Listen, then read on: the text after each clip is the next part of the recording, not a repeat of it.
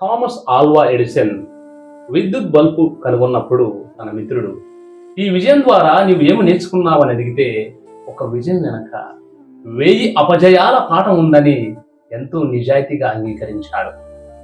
999 సార్లు విఫలమైన ఆయన కుంగిపోలేదు. ఎడిసన్ అయినా, అబ్దుల్ కలాం అయినా అపజయాలలో విజయం అనే పదాన్ని వారు చూశారు, శ్రమించారు, చరిత్ర పురుషులుగా మిగిలిపోయారు.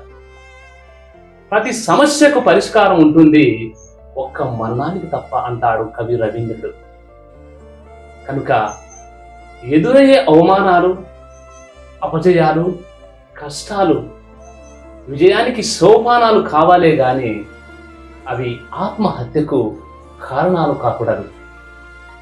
స్నేహితులారా, నిరాశ నిస్పృహను పారద్రోలి ఆత్మస్థైర్యముతో, మనోబలముతో, భగవంతునిపై నమ్మకముతో ముందుకు సాగినట్లయితే అపజయాలు విజయ సోపానాలుగా మారుతాయి.